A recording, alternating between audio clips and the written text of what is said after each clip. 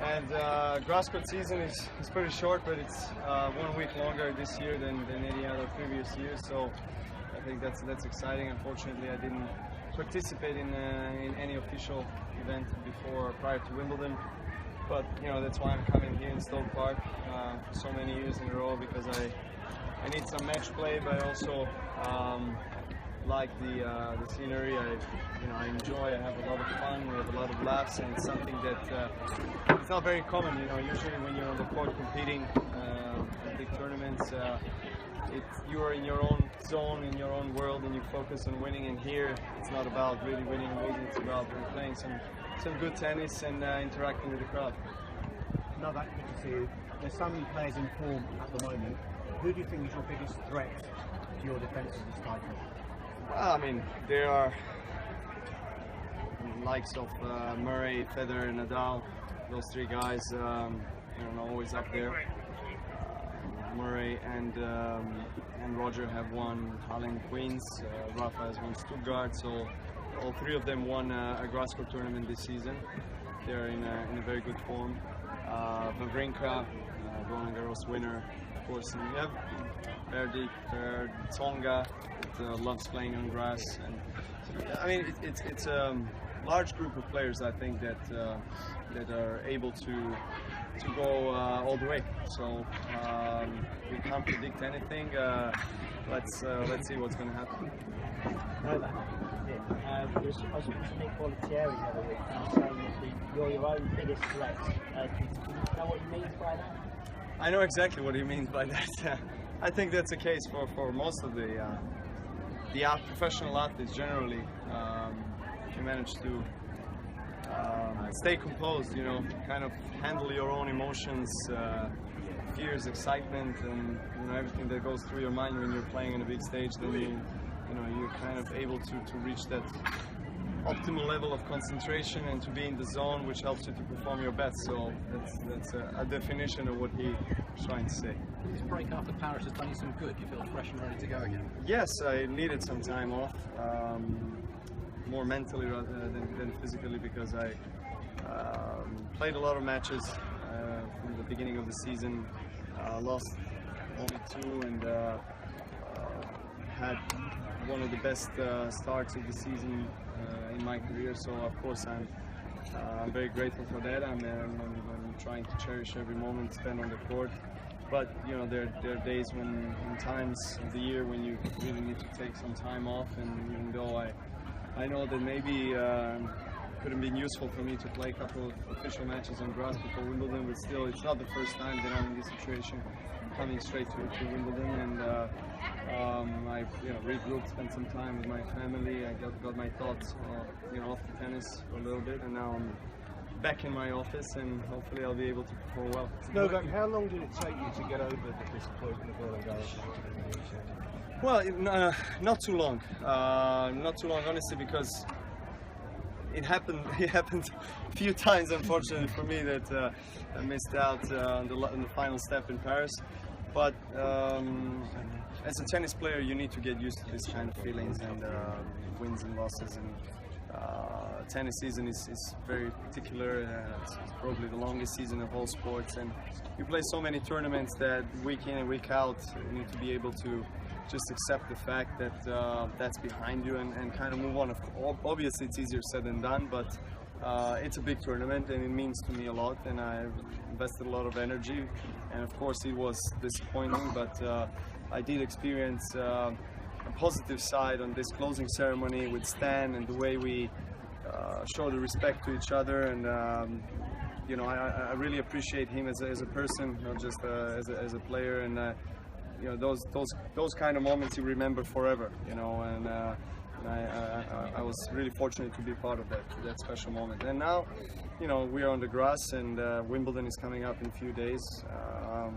I'm gonna get out on Monday on the virgin grass. I can't wait for that to happen, honestly.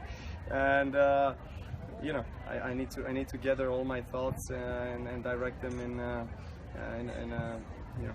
Wimbledon. Are you worried that your rivals have been winning tournaments on grass while you've been having a break?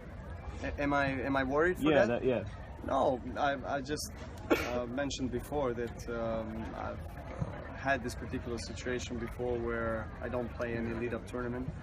So that's, you know, I try to get a couple of matches here in Boodles, and it's always nice. And getting on the Wimbledon courts, obviously it's quite different than clay or French Open. After 3 months of slowest surface in sport, we're getting to the fastest surface in sport, where the movement is completely different, the way you adjust to your steps, your game. So it does take time to get used to it, but I believe that I'll be fine. No, but you said the way you talk, it sounds like hanging out with your family is as important as your tennis.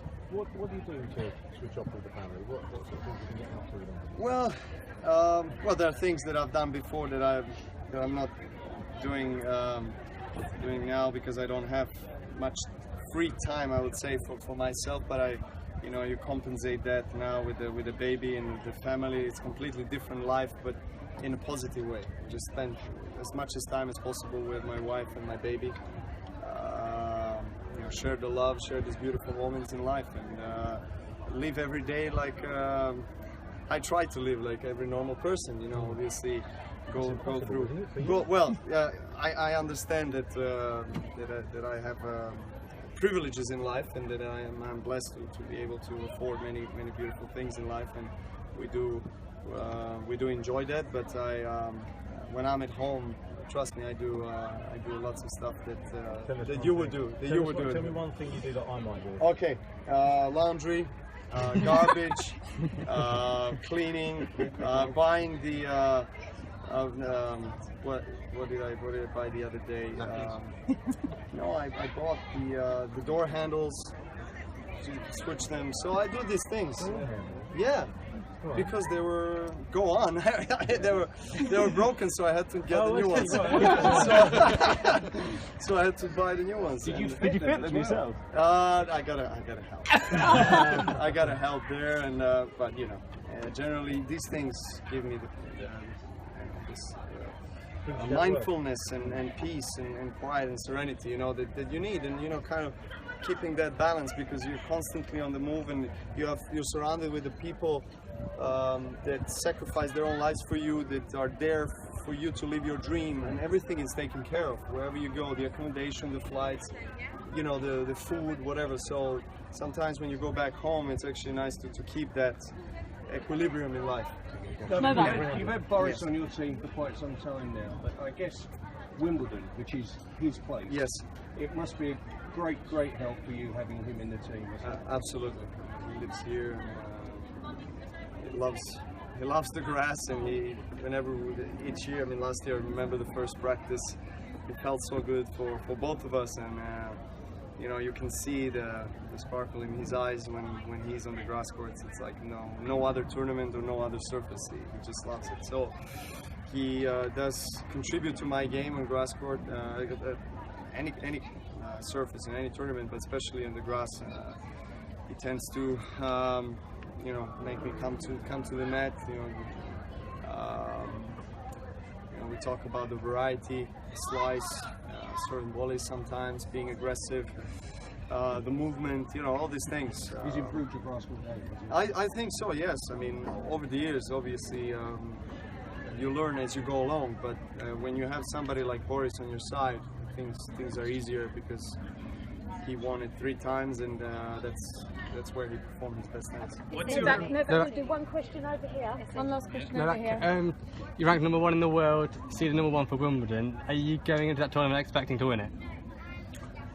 Well, I do have always high expectations for myself. I've won it a couple of times already in my career, so I have to be honest and say yes. I'm going to Wimbledon with intention and desire to win the title, but I'm not the only one. I know there's under 28 players in the draw who are competing to win this most precious trophy we have in sport. Thank you.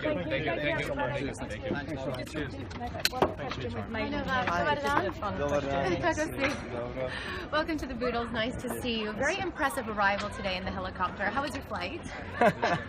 Well, it's very good, very comfortable. pilot did his job perfectly.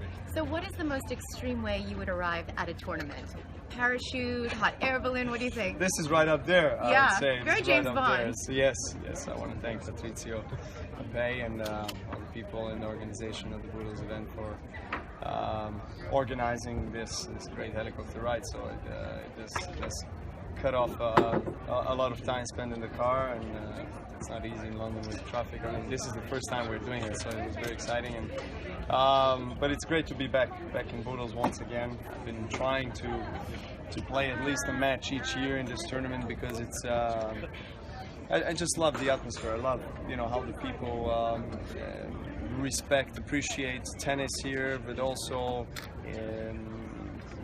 have desire to explore the fun and entertainment also. So for a tennis player, it's great. You're out there, you're playing some good matches, you're good tennis, you're preparing yourself for Wimbledon, but also you're able to interact and have fun. Well, you're always entertaining. Last year in a Rolls Royce, this year in a helicopter. We cannot wait to see how you arrive next year. Thanks for hanging out with us, Novak. Thank you. Ciao. Spaceship.